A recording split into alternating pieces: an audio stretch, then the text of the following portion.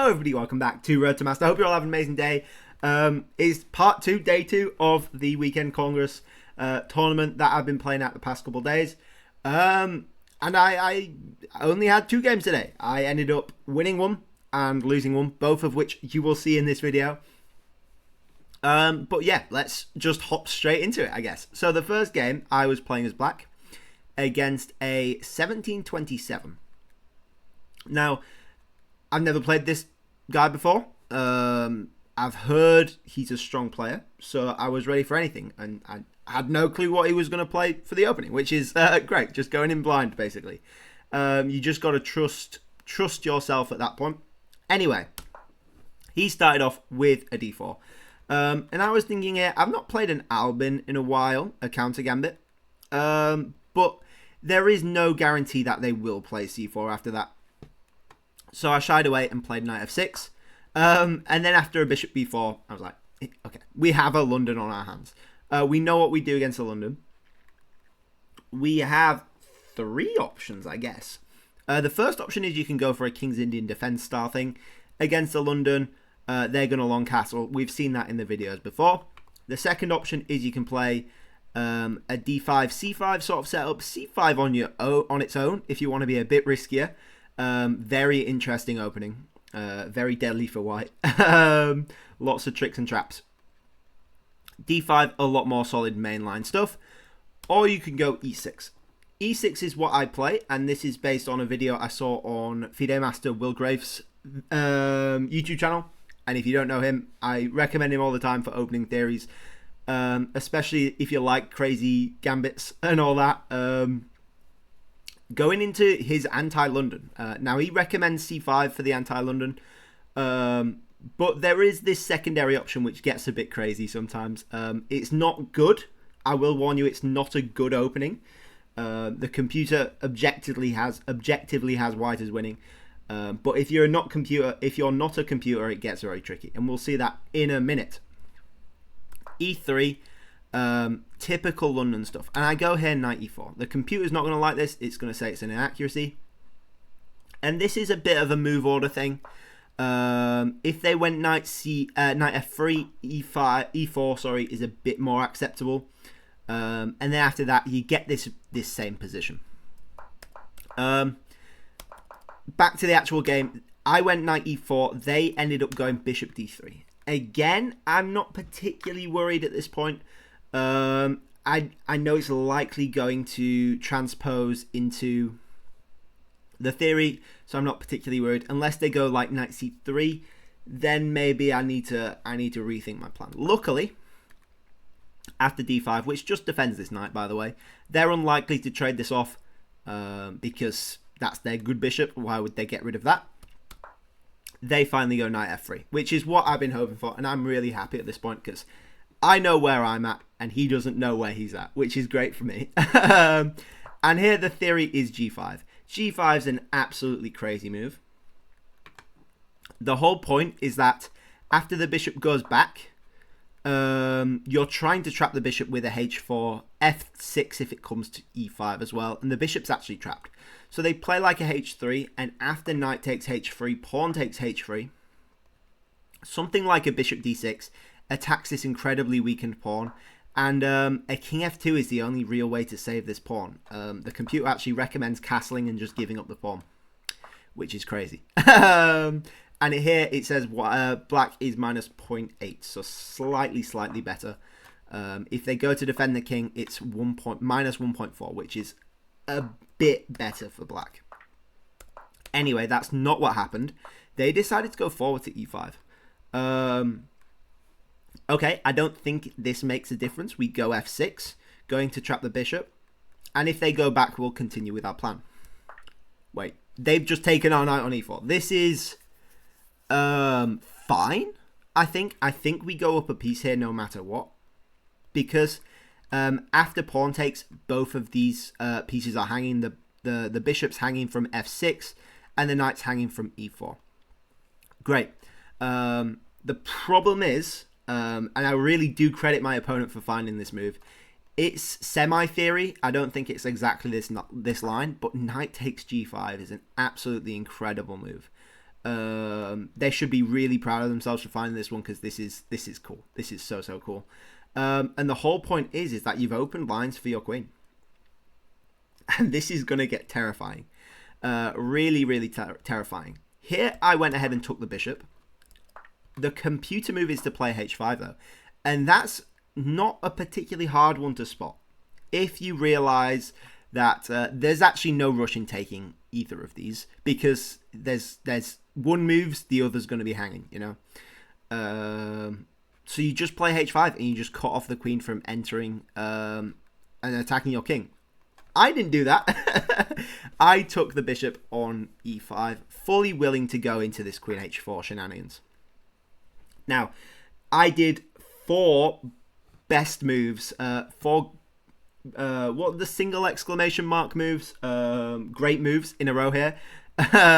Kind of easy to spot, but also kind of cool. So it's tempting to go e7 here to get off the light squares, but the problem is queen f7. It's not too bad, I don't think. It's not ideal at all. But it's better if you go to king d7, because you can do either queen or bishop blocks the check on f7, basically. The problem is knight f7.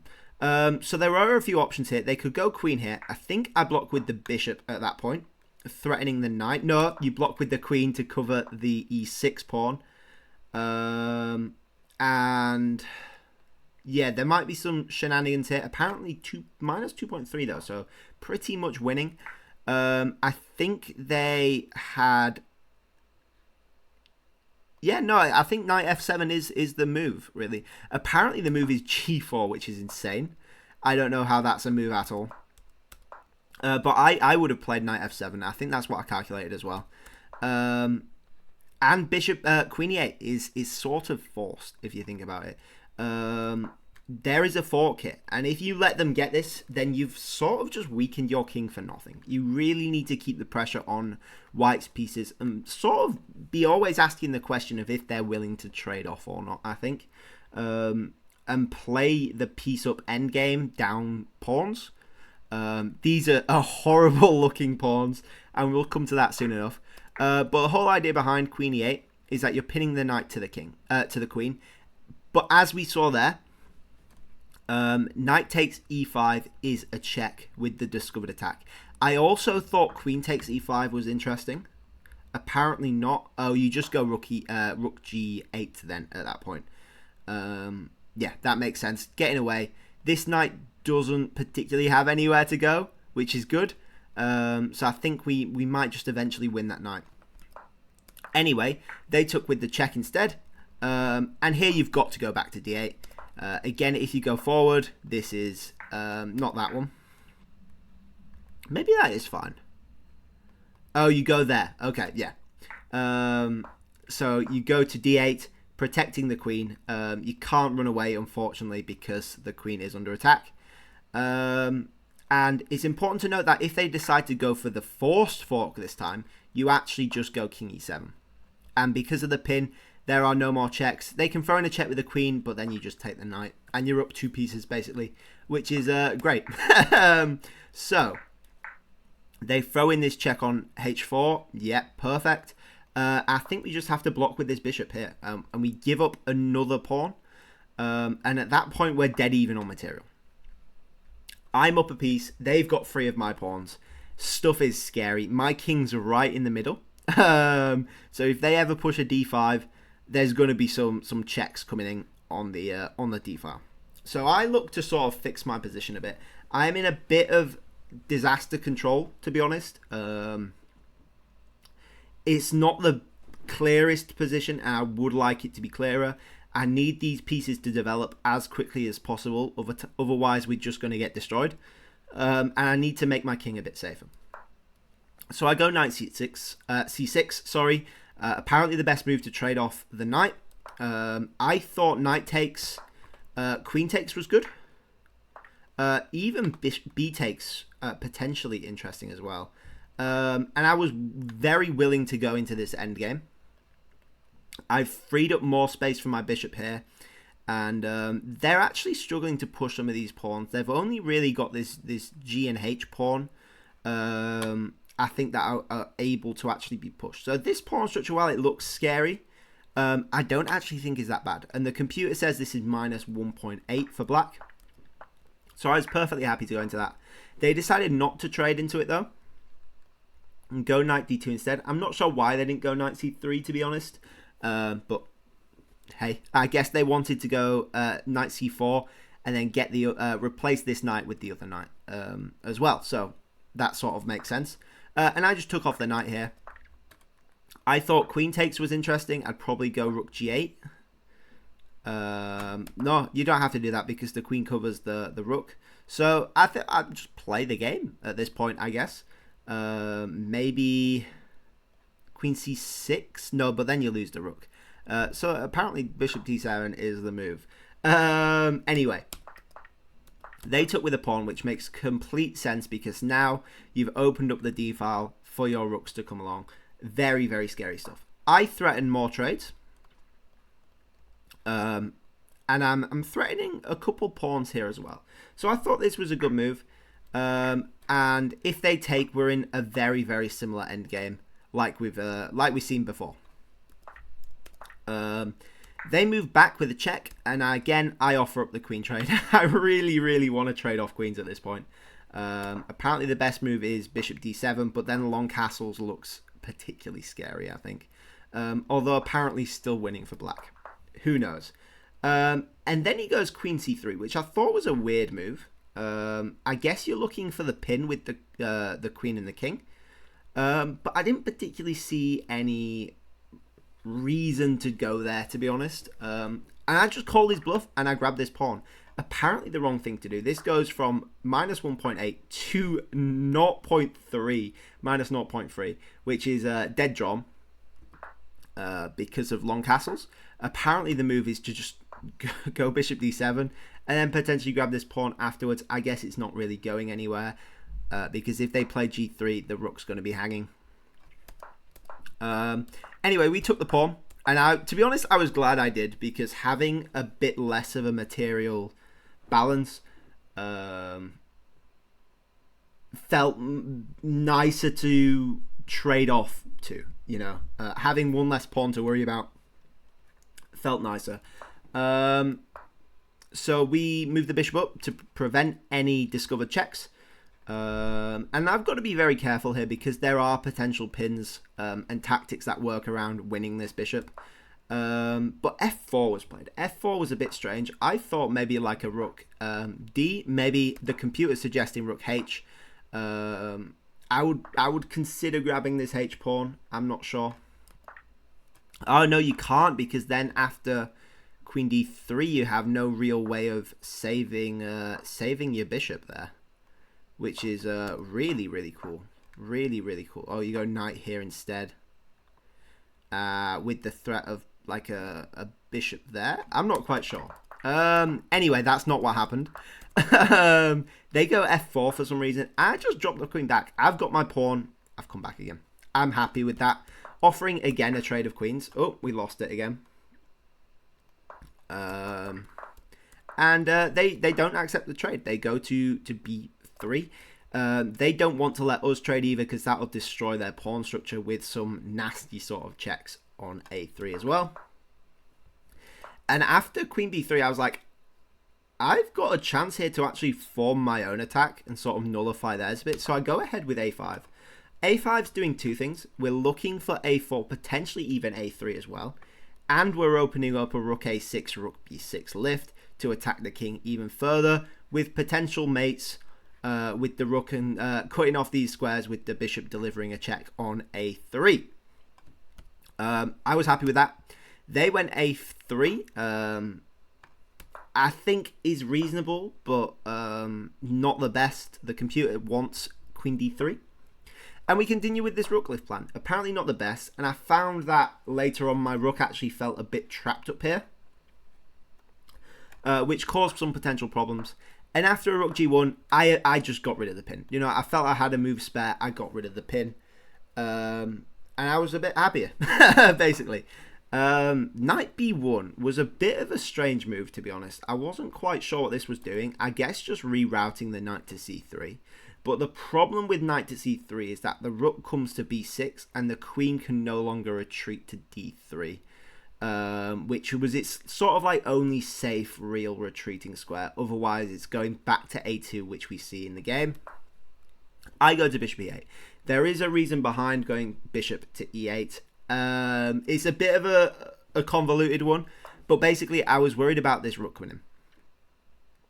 Luckily, this rook doesn't actually cause any problems after bishop to f8. The rook can't actually go anywhere, and if it goes here, then you go bishop to e8, and then if it goes here, then you go bishop to g7. And again, it can't actually go anywhere. So the rook, once it actually leaves the g-file, is getting trapped here, which is absolutely ridiculous, really. And I was really proud of seeing that one. It still works with the bishop on e8. And I also wanted to go to g6, not only to add a sort of long-range attacker to the c2 square and stop the queen from going to d3, but I wanted to cut off this rook's access to the g-file so I can eventually move this bishop to where it needs to be.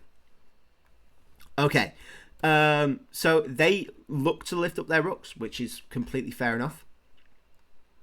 And I'm still going. I'm continuing my plan of adding another attacker. Apparently the move is b5 here, which is insane. I guess looking for b4 with even an a4 b3 as well. That's cool. And they finally bring this knight in. And as soon as they bring this knight in, I'm straight away with rook b6. I didn't really even think about this that much because the queen has to go to a2. If they go there, they can trade off. But I don't think that's going to work out particularly well in their favor. With like a rook c6 looks good to me. Yeah, queen to a2 felt like the best move at the time. And then a bishop to c5. This is where the bishop wants to be, I think. You're looking at still potential a3 sacrifices and bishop to e3 as well, pinning the rook to the king, winning the exchange, going up even more material. And then the rook goes to e1. So we've sort of stopped them doubling up their rooks now, which I'm happy with. And we're tying this rook down to the e3 square as well. Super happy with this position, I think. Bishop h5, I was just stopping anything sort of going to d1, I think. We don't really have the same pressure on c2 anymore. And then they push e4. That sort of came out of nowhere a bit for me. I wasn't quite sure what to do. And we were both sort of getting low on time. He was getting more low on time, so I still had a bit of time. I potentially rushed this next move over rook f8. The computer wants to contest the open file, which I was thinking about at some point, but I didn't want to give them too much. Yeah, I wanted to sort of keep the pressure on the board, really. And then they go f5. This was a really, really annoying move. If I take this, they have two connected pass pawns. I could potentially take, but then this queen's coming in, and I'm scared. I'm scared. It's still fine, I think, for me, but it is a lot more scary with an active queen, because a lot of our position here works because of how sort of crowded their pieces are.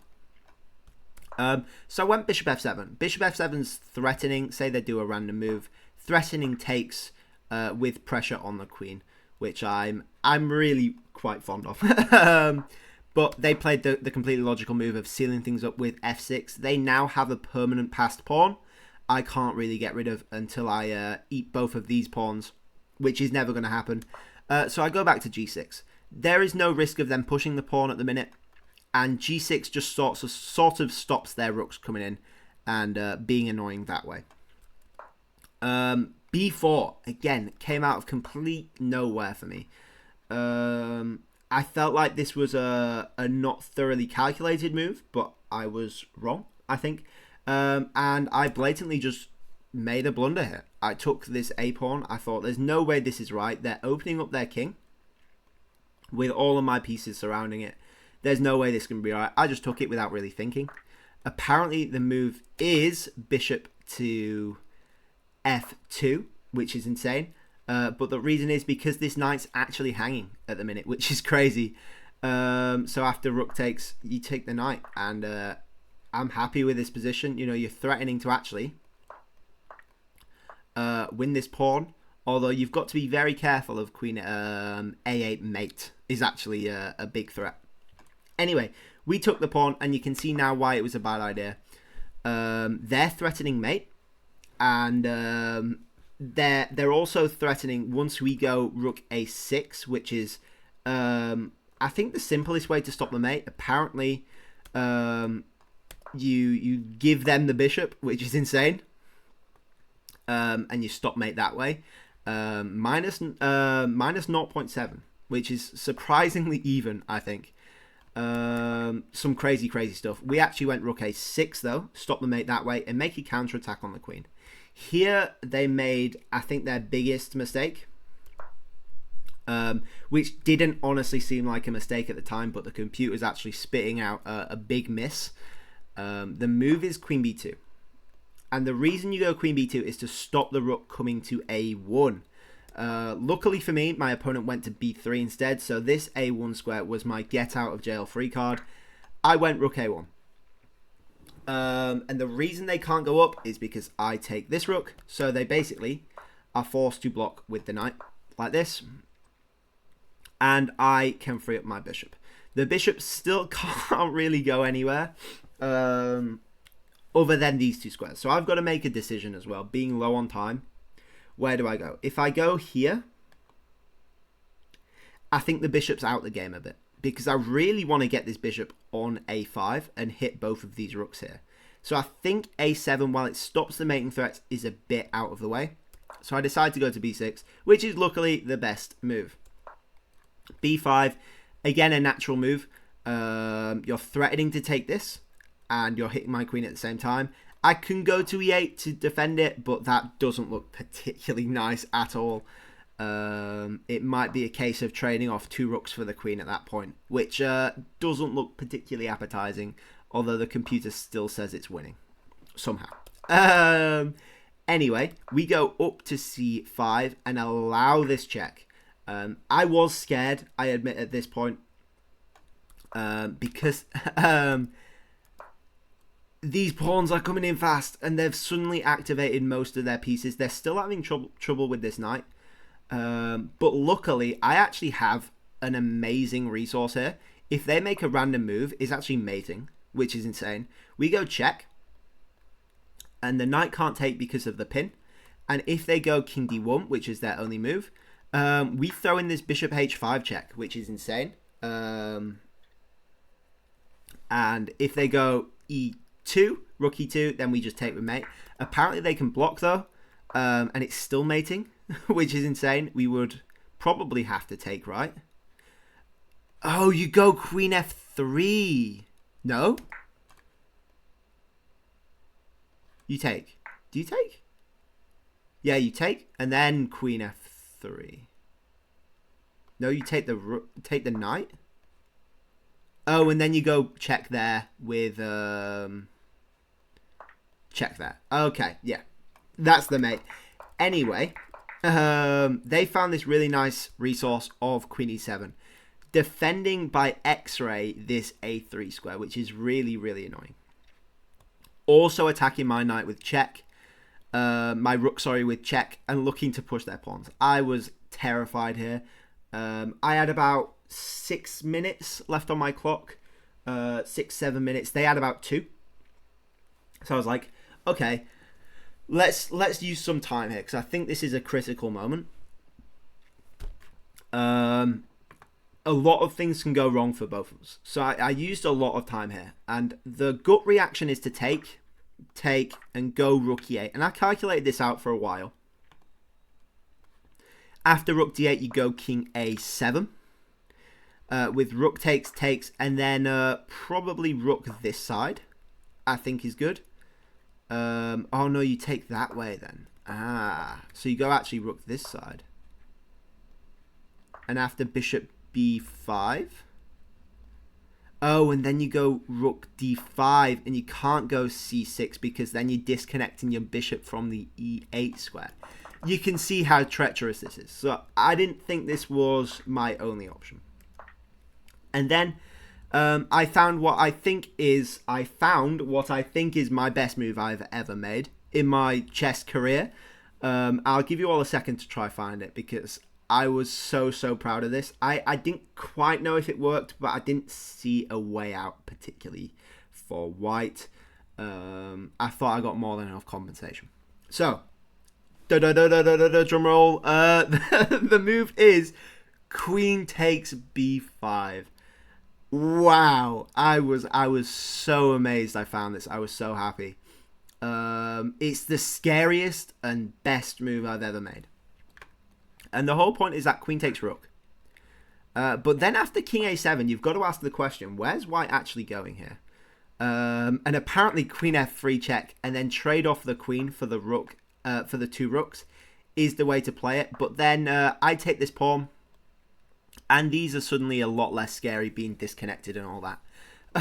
So, yeah. And being low on time, this is way too complicated to not mess up, basically. So I thought that was good. Then I started thinking, is there anything else they can do? I thought for a second rook e2. But I think then this works. I think this works. This looks nice, at least. You know, I'm getting a lot of checks, and I'm potentially getting one of the rooks back. So I might just end up being up a piece. And then I also thought this was a potential move as well. I thought this looked good. Oh, and then you go bishop a5. Wow. Wow. c3. Oh, and then just takes. Then check. Wow, that's insane. Yeah, I wouldn't have done bishop a5. I would have probably taken this. Which is apparently still good, but not as crushing, I don't think. So yeah, I think we at least get some form of compensation for the rook here, which is good. There potentially is a perpetual check, but worst case, that's a draw, you know. So back to queen b5. I also saw the line that was played, which was rook d8, by the way. And I think this is just good for us. We take, and then we're not actually down any material. And we've just got a killer attack going on the king. They still don't have any checks. So they try to escape. Bishop a5, check. c2. We check with the queen. Apparently not the best move. You check with the rook is better. But we check with the queen. And then we just win a piece. And they have a check here, but I actually calculated this out, and this is really cool. It looks like a potential perpetual because we have no rook on the A file anymore after the rook took the knight. However, I luckily calculated that they have no E8 check because the bishop's actually covering the E8 checking square. So we can just block here with the bishop. And after this, king d8, there are no more checks. And we're either going to win this rook or we're going to take this. They're going to take and we're going to take back with check on the king. And we're just up 2 bishops. At that point, we're up 2 bishops for 2 pawns, which has got to be good, right? And there's a mate in 2 here with bishop there. That's quite a nice checkmate. But we went for this one. Check. Apparently the best move is king up. Sure. But they went down and bishop e8 is just checkmate. Also winning the queen. But yeah, wow. I mean, queen b5. That's my favourite move I've ever done. If there's a competition for brilliancies, I would enter this into the competition for sure. But I don't think there is, unfortunately. Yeah, wow. I'm so happy with this game. Definitely went a bit awry at some points, but yeah, I'm just so happy with it. Anyway, we'll have a quick look at the second game, which is much shorter. So my second game of the day, I lost. It was still a cool game, very short. To be honest, I wanted to go home. I had enough of chess. I was all chessed out, and I just wanted a bit of fun. It wasn't too crazy of an opening. It was pretty mainline, and it was the French. And I've started playing the 2 knights against the French. Before I played the King's Indian attack, which is very cool, but a bit drawn out for the final game of the tournament. I went with the 2 knights. There are 3 options here. First, pushing isn't ideal at all. Secondly, knight up leads to a very interesting game. I would have gone bishop g5, which you've probably seen on my channel before, leads to some very interesting tactics. And finally, takes, which is what happened. Knight takes, and then knight f6. The correct move is surprisingly knight takes, which doesn't make much sense to me. But I trust the theory. I trust the theory, and there is reasons why it does work. So he took, and then queen takes is the natural move. G takes apparently is better, but yeah, the move is d4 here, and we're just trying to play for activity, basically. Our opponent obviously knew his theory because he played h6 here, which is the book move, and yeah, I mean, it's really good. The big threat is bishop g5. Just kicking this queen about as much as we possibly can, basically. That's the whole idea, and we're trying to get developed. They went h6 to stop that. And here I played an interesting move that I saw in a video. h4. And h4 has a very cool reason why that works. And why I played this now. Rather than the simple move of bishop d3, which was my second choice, I went h4. And after a simple developing move like bishop d7, comes my second brilliancy of the day, even though it is opening theory, bishop to g5. What? You'd go ahead with it anyway. It's absolutely insane. I do love this idea. Again, not original at all. I stole this from a video. But the whole reason is if takes takes, you have a double attack on both the queen and the rook. The best move is to take, and then we go up the queen for a piece and a rook. Interesting trade, to say the least. And if they take here, you probably just take the queen, right? If they move the queen, you will just take the rook there. So, yeah, it is a very cool idea. Luckily, they were smart enough not to take it and went queen f5.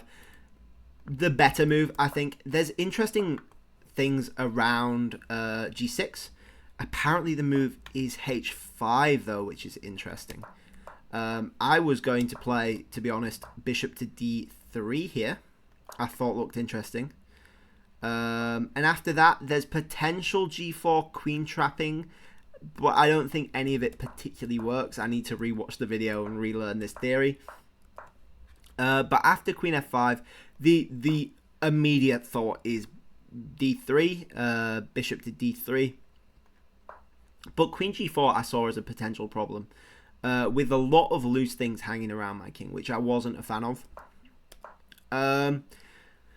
Yeah, you can also just drop the bishop back, I think is a solid move as well. And you just accept that you've got a bit of a lead in development, basically. I went with g4 though. Again, I said I was either going to win spectacularly fast or lose spectacularly fast. And we had to go with g4, basically. The whole idea around g4 is that we get the rook to g1.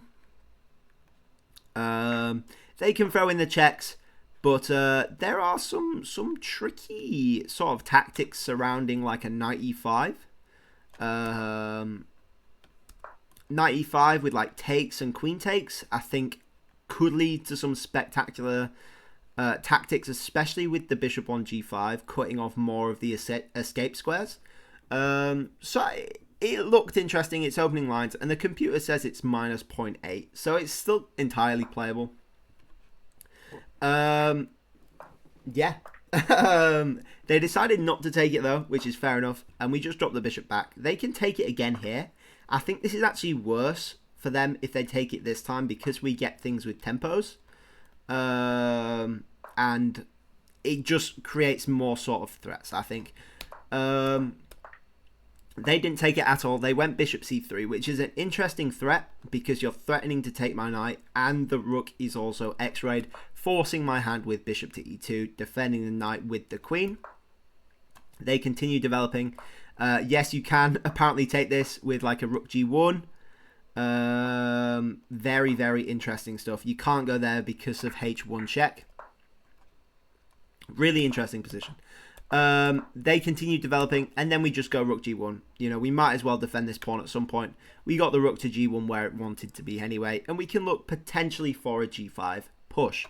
Long castles is a scary move. I'm completely underdeveloped at this point. Somehow I've gone from a lead in development to being underdeveloped, and actually very hard to get developed because of like pins, and I wanted a long castle as well, but I've got a queen in the way, which I need to deal with. I found the nice looking move, knight d2, hitting the queen again. And I was thinking queen there, at which point I would have done a bishop d3, I think. Very interesting. But they went back to h7. Again, I still went bishop d3. In fact, it's even better now. Because the queen has nowhere else to go, they have to block it however they choose to. And this is where things started to go a bit bad for me. I wanted to keep piling pressure on the queen. I was in an attacking mood, and I was not in a position to actually be launching attacks like this.